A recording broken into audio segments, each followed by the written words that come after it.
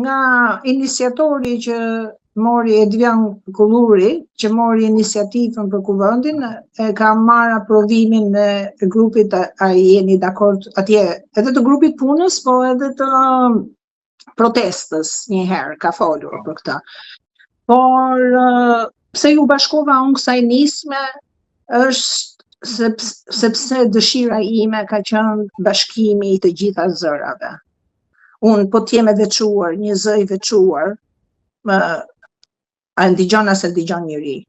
Po, nëse zëri im bashkohet me të tjerët për të njëjtin qëllim, atëherë kjo sjell forcën, sjell edhe konsolidimin e mendimit. Është mendimi del më i pjekur, pra vendimi del më i pjekur e të gjitha. Këto. Sepse është kollaj të gjesh qimen qull këtë tjetri, por edhe të gjesh defektet, puna është që të jesh prezent edhe të bisedosh këto defekte që mund të ketë pretendime nga njerëzit dhe gjërat të ndryshohen që të bëhen sa më të mira, sa më të dobishme, ligjore, të ketë transparencë 100%. Pra ftesa për kuvend ka qenë e hapur për të gjithë. Nuk është mbyll dera askujt, përveç atyre që janë në kupolat e larta të policisë, të partive, edhe që kanë kryer krime. Kupton se para se të jesh antar i një partie ti je qytetar, dhe kjo është një drejtë civile, nuk është një drejtë thjesht politike.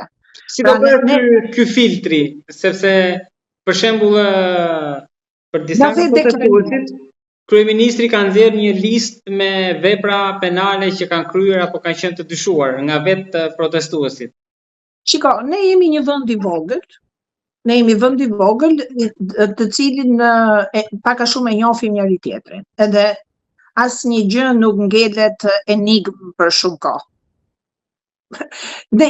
Ja di, po puna është si ta filtrojmë të vërtetën nga fashetemet, se ka dhe shumë fasheteme, ka dhe shumë keqdashës, të cilët japin informacione të gabuara, edhe bëjnë, nuk e di se kujt i shërbejnë, se duhet ta kem ashtu, po kam dëgjuar plot gjëra të pavërteta.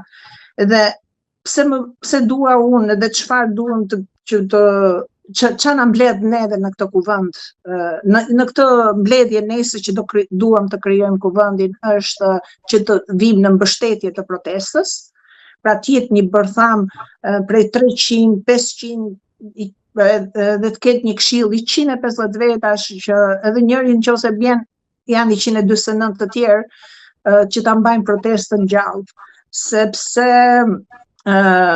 që t'jenë edhe atje për mbështetjen, edhe për organizimin, pra t'jenë njerëz të besueshëm që nuk të lejnë në baltë, në kuptimin deri në realizimin e atyre kërkesave që neve kemi ngritur. Sepse neve na mbledh një ideal, mbrojtja e sovranitetit njerëzor dhe mbrojtja e sovranitetit territorial. Të dyja këto na janë shkelur. Të dyja këto të drejta kushtetuese neve na janë shkelur. Dhe prandaj ne këto nuk mund t'i zgjidhni thjesht protesta duke dalë dhe bërtite duke fol ke mikrofoni, këtë duhet ta zgjidhni një bashkim zërash, një organizim i tillë siç është kuvendi.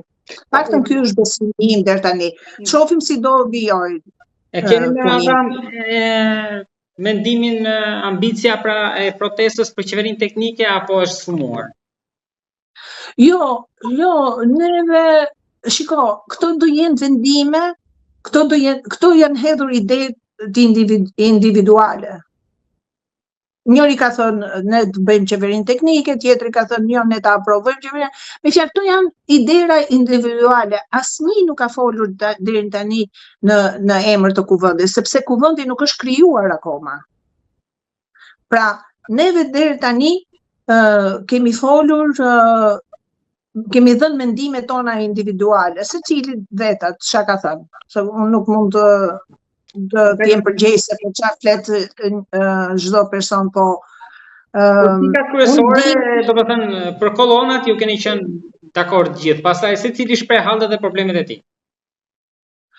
Jo, secili, aty ke grupi i punës për shembull që dëgjoj unë nga bisedat që kemi pasur, nga mbledhjet që kemi zhvilluar, asnjë nuk sjell aty hallet e veta personale. Ne këtu jemi për interesat kombëtare. Jo, e kisha fjalën për në shtet, që gjatë kohës që çdo natë që flasin persona që marrin mikrofon. Ke protesta ka pas edhe zëra që kanë folur vetëm për hallin personal, po unë aty si hir nuk jam për hallin tim personal, se s'kam asnjë hall personal. Edhe unë një fëmijë kam, ajo është master e shkencës në aerospace engineering, në inxhinierin kozmike, që ka 9 satelita në space, është e martuar jashtë me të huaj, që është e vërteta, edhe nuk është se kam në interes që dua ta fuz vajzën punë siç pretendon që mund pretendoj në një, ose mund të fuz veten punë sepse edhe unë kam dalë pension, kështu që nuk kam asnjë lloj interesi personal përveç se ta shikoj Shqipërinë të vënë mbi Shqinë. Dukeni mjaft e re dhe jeni shumë aktive. Në çdo protestë ju do jeni aty.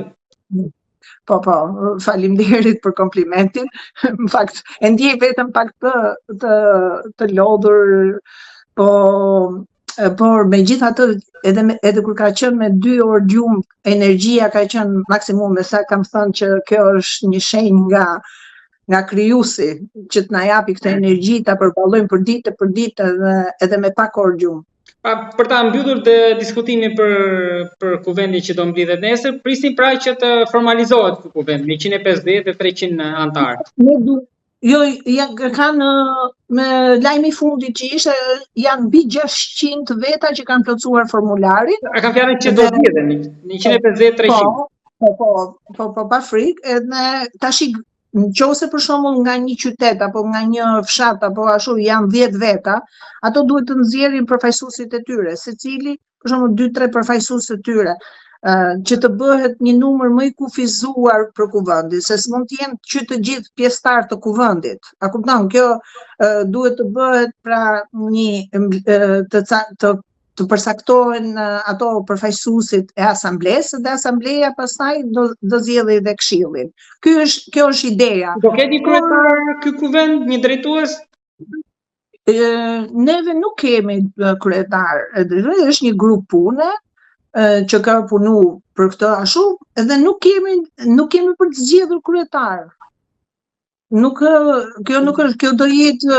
Kjo do jetë me bord, sepse ne jemi lodh nga kryetarët dhe që për atë po them, do jenë 150 veta që do jenë ke këshilli i këtij kuvendi. Edhe ideja ka lindur nga tradita jonë, adetare.